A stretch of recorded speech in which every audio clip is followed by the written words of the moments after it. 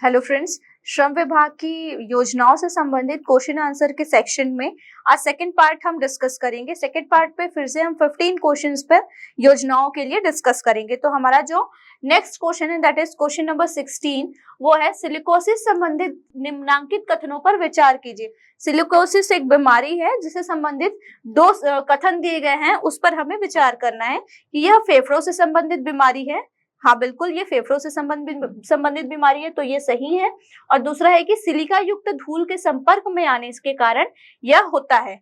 ये बात भी सही है कि जब जो मजदूर है जो जनरली पत्थर खदानों में काम करते हैं तो सिलिका युक्त धूल जो उड़ती है और श्वसन के थ्रू उनके फेफड़ों में जाती है, जिससे उनको सांस लेने में तकलीफ होती है। इस बीमारी को सिलिकोसिस बोला जाता है। तो ये दोनों कथन ही सही है। तो अब देखते हैं कि हमारे ऑप्शन कौन सा होगा कि ए सही है, बी गलत है, नहीं। सेकेंड ऑप्शन है ए गलत है, बी सही है, नहीं। तीसरा है ए और बी दोनों सही है, हाँ। ए व बी दोनों गलत है, नहीं। तो इसका ऑप्शन होगा ऑप्शन नंबर 3, ए व बी दोनों ही सही है। अब हमारा जो अगला क्वेश्चन है क्वेश्चन नंबर 17, वो है नोनी सशक्तिकरण योजना संबंधित निम्नांकित कथनों पर विचार करिए। ए, यह पंजीकृत निर्माण श्रमिक की केवल 2 पुत्रियों को देय होगा, नहीं। अब आपको लगेगा कि 2 पुत्रियों को तो देय होगा, लेकिन हमें एक एक स्टेटमेंट के एक एक वर्ड्स पे फोकस करना है। तो मैंने इसे क्यों गलत किया वो आपको आगे समझ में आएगा। तो हमारा सेकंड है कि यह पंजीकृत निर्माण श्रमिक की प्रथम 2 पुत्रियों को देय होगा, ये हमारा सही ऑप्शन है। सिर्फ 2 पुत्रियों को नहीं, प्रथम 2 पुत्रियों को देय होगा। तीसरा है कि पुत्री की न्यूनतम आयु जो है वो 18 वर्ष व अधिकतम आयु जो है वो 21 वर्ष होनी चाहिए, सही है। डी, पुत्री की न्यूनतम आयु 18 वर्ष व अधिकतम आयु 50 वर्ष होनी चाहिए, नहीं। और तलाकशुदा परित्यक्ता पुत्रियों पर भी यह योजना जो है वो लागू होगी, तो नहीं। अब क्योंकि पुत्रियों की जो है वो न्यूनतम आयु 18 और अधिकतम 21 होनी चाहिए, तो यहाँ पर तलाकशुदा और परित्यक्ता का कंडीशन नहीं आता है, तो ये ऑप्शन भी गलत हो जाएगा। तो अब हमें क्या लिखना है कि उपरोक्त में से गलत कथन कौन से हैं, हमें ये सेलेक्ट करना है। तो हमारे जो गलत कथन है वो है ए, डी और ई, जो कि मैच करता है ऑप्शन नंबर 2 से। तो ये हमारा सही आंसर होगा। अब हम आते हैं क्वेश्चन नंबर 18 में। मुख्यमंत्री निर्माण श्रमिक निःशुल्क कार्ड योजना में पात्रता की जांच कौन करता है? मंडल मतलब छत्तीसगढ़ भवन व अन्य सन्निर्माण कर्मकार कल्याण मंडल, बी श्रम विभाग द्वारा, सी पंचायत विभाग द्वारा और डी संबंधित जिलाधिकारी द्वारा। तो इसका जो सही आंसर होगा वो होगा ऑप्शन नंबर ए, मंडल के द्वारा इसकी पात्रता की जांच की जाती है। अब हमारा जो अगला क्वेश्चन है क्वेश्चन नंबर 19, वो है मुख्यमंत्री श्रमिक सहायता योजना में। ये ऑप्शंस दिए गए हैं, फिर इसमें से जो सही ऑप्शन है हमें उसे चूज करना है। तो ए है न्यूनतम आयु सीमा जो है वो 59 वर्ष है, ये सही है। न्यूनतम आयु सीमा 21 वर्ष है, नहीं। न्यूनतम आयु सीमा जो है वो 59 ईयर्स है। अधिकतम आयु सीमा जो है वो 60 वर्ष है, ये सही है। और हितग्राही कम से कम 1 वर्ष निर्माण श्रमिक के रूप में पंजीकृत होना चाहिए, तो ये ऑप्शन जो है वो हमारा गलत है, क्योंकि वो कम से कम 1 वर्ष नहीं, मिनिमम 3 वर्ष से लगातार निर्माण श्रमिक के रूप में उसका पंजीयन जो है वो आवश्यक है। तो अब इसमें बोल रहा है कि हमें इसमें सही कूट का चयन करना है, जो सही कथन है उसका चयन करना है। तो इसमें सही है ऑप्शन ए और सी, जो मैच करता है हमारे आंसर से यहाँ पर। तो 3 जो है वो इसका सही आंसर होगा। अब आते हैं हम क्वेश्चन नंबर 20 में कि किसके निर्देश पर राज्यों में श्रमिक सहायता केंद्रों की स्थापना की जाएगी?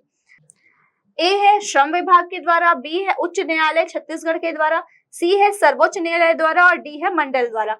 तो जब हमने इस योजना को डिस्कस किया था तो हमने देखा था कि सर्वोच्च न्यायालय के निर्देश पर पूरे देश के प्रत्येक राज्य में श्रम सहायता केंद्रों की स्थापना की जाएगी। तो इसका जो ऑप्शन होगा वो होगा ऑप्शन नंबर सी। अब हम आते हैं हमारे नेक्स्ट क्वेश्चन नंबर 21 में कि निम्नांकित कथनों पर विचार करें और उसके बाद फिर जो सही कथन है उनका चयन करना है। श्रमिक सहायता केंद्रों की स्थापना राज्य स्तर पर की जाएगी। यहाँ पे देखिए इस क्वेश्चन में दो सेक्शन है या दो योजनाओं पर हम बात कर रहे हैं, एक श्रमिक सहायता केंद्र योजना और दूसरा श्रम संसाधन केंद्र योजना। तो यहाँ पे दो योजनाओं के बारे में बात हो रही है। तो अब हम देखते हैं कि श्रमिक सहायता केंद्रों की स्थापना राज्य स्तर पर की जाएगी, ये सही है। श्रम संसाधन केंद्रों की स्थापना राज्य स्तर पर की जाएगी, नहीं, ये गलत है। श्रमिक सहायता केंद्रों की स्थापना जिला व विकासखंड स्तर पर की जाएगी, नहीं, श्रमिक सहायता केंद्रों की स्थापना जो है वो राज्य स्तर पर की जाएगी। और श्रम संसाधन केंद्रों की स्थापना जिला व विकासखंड स्तर पर की जाएगी, तो हाँ ये सही है। तो हमारे जो सही कूट आ रहे हैं वो है ए और डी, जो मैच कर रहा है ऑप्शन नंबर 4 से। तो ऑप्शन नंबर 4 जो है वो हमारा सही आंसर होगा। अब हमारा क्वेश्चन नंबर 22 है, मुख्यमंत्री श्रम संसाधन केंद्रों के संचालन संबंधित सही मिलान कीजिए। यहाँ पे अलग अलग स्तर दिए गए हैं और उस स्तर पर उनका संचालन किन ऑफिस में होगा उसके बारे में दिया गया है। तो चलिए हमें मैच करना है कि शासन स्तर पर इसका संचालन कौन करता है। तो अगर हमने योजनाओं वाला वीडियो देखा होगा तो हमने देखा है कि शासन स्तर पर इसका संचालन समिति के द्वारा किया जाता है। बी है जिला स्तर पर, तो जिला स्तर पर इसका जो संचालन है वो श्रम विभागीय कार्यालय द्वारा किया जाता है। सी है जनपद स्तर पर, तो जनपद स्तर पर इसका कार्यालय जनपद पंचायत कार्यालय द्वारा किया जाता है। और अगर जनपद पंचायत कार्यालय में उचित स्थान नहीं है तो निजी भवन को लेकर उसमें इसका संचालन किया जाता है। तो सी का हो जाएगा 1 और डी है एलआरसी स्तर पर इसका संचालन जो है वो कार्यालय सहायक ऑफिस द्वारा किया जाता है। तो इसका ऑप्शन मैच करते हैं, ए का 4, बी का 2, सी का 1 और डी का 3। तो हो जाएगा 4 2 1 3, 4 2 1 3, जो कि मैच हो रहा है ऑप्शन नंबर सी से।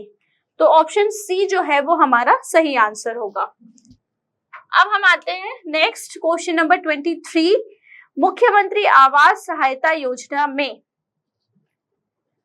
श्रमिक का मंडल में पंजीकृत होना आवश्यक है। इसकी पात्रता में लिखा गया है कि श्रमिक का पंजीकृत होना आवश्यक है, लेकिन साथ में ईयर भी डिस्क्राइब किया गया है।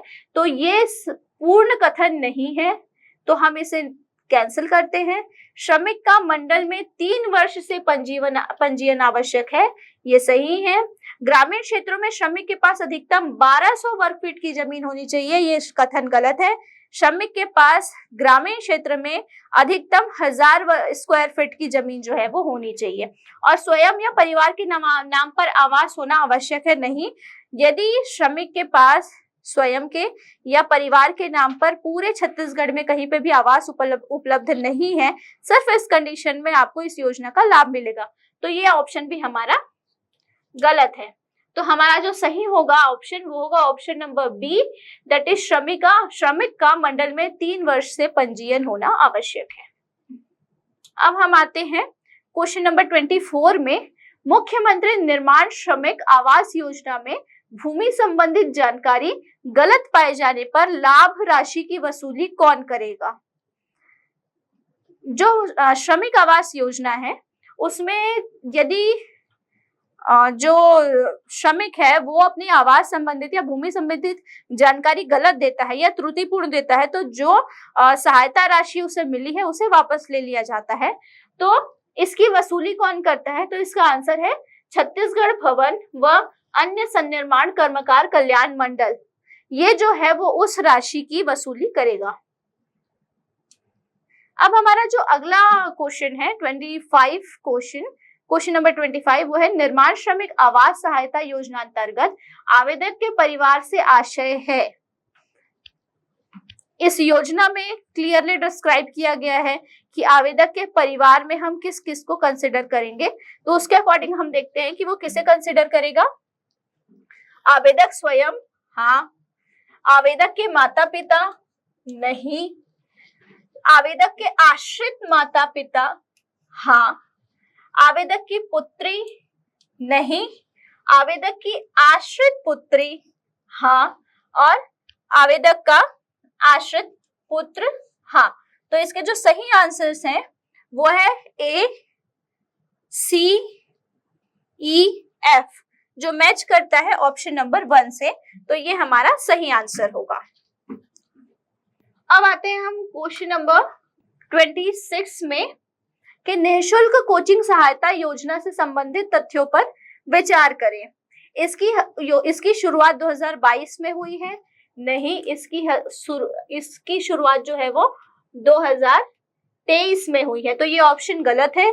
यह निर्माण श्रमिक के दत्तक संतानों पर भी लागू होती है, हाँ ये होगी लागू। यह योजना शासकीय सेवाओं की प्रतियोगी परीक्षाओं में सफलता दिलाने हेतु निःशुल्क कोचिंग की व्यवस्था करता है, सही है। और यह योजना नवोदय विद्यालय, सैनिक स्कूल आदि में दाखिला के लिए परीक्षा की तैयारी की निःशुल्क कोचिंग की सुविधा देता है, नहीं। तो इसका जो सही ऑप्शन है वो है बी और सी जो मैच करते हैं ऑप्शन नंबर 2 के साथ, तो ऑप्शन नंबर 2 हमारा सही आंसर होगा। अब आते हैं हम क्वेश्चन नंबर 27 में, मुख्यमंत्री आधारभूत शिक्षा प्रशिक्षण सहायता योजना, इसके बारे में दिया गया है कि चौथी और 5वीं कक्षा में प्रवेश हेतु निःशुल्क कोचिंग की व्यवस्था इसके द्वारा की जाती है, सही है। न्यूनतम 4 माह व अधिकतम 1 वर्ष की कोचिंग की सुविधा दी जाती है, ये गलत है। न्यूनतम 4 माह की तो दी जाती है पर अधिकतम 10 माह की कोचिंग इसमें दी जाती है, 10 माह, तो ये ऑप्शन गलत है। सी है, कक्षा का संचालन जनपद स्तर पर किया जाता है, नहीं। कक्षा का संचालन संभागीय जिला स्तर पर किया जाता है, ये सही है। तो हमारा ऑप्शन नंबर ए और डी सही है, तो हमारा ऑप्शन नंबर 1 जो है वो सही होगा। अब हम आते हैं क्वेश्चन नंबर 28 में कि आधारभूत शिक्षा प्रशिक्षण सहायता योजना में कोचिंग संस्थानों का चयन किन के द्वारा किया जाएगा। ये जो योजना है इसके बारे में हम पढ़े हैं, तो इसमें जो कोचिंग इंस्टीट्यूशंस होंगे जो फ्री में कोचिंग अवेलेबल करवाएंगे, तो इसका चयन जो है वो कौन करेगा, छत्तीसगढ़ भवन व अन्य सन्निर्माण कर्मकार मंडल द्वारा, मंत्री, श्रम विभाग के द्वारा, श्रम विभाग के मंत्री के द्वारा, श्रम विभाग के सचिव के द्वारा या संबंधित जिलाधिकारियों द्वारा। तो इसका जो सही आंसर होगा वो होगा ऑप्शन नंबर सी, श्रम विभाग के जो सचिव हैं वो इन कोचिंग संस्थानों का चयन करेंगे। अब हम आते हैं हमारे अगले क्वेश्चन नंबर 29 में, जो लिखा है कि मुख्यमंत्री निर्माण श्रमिक आवास सहायता योजना के अंतर्गत के आधार पर प्राप्त भूखंड पर आवास निर्माण हेतु आवेदन किया जा सकता है।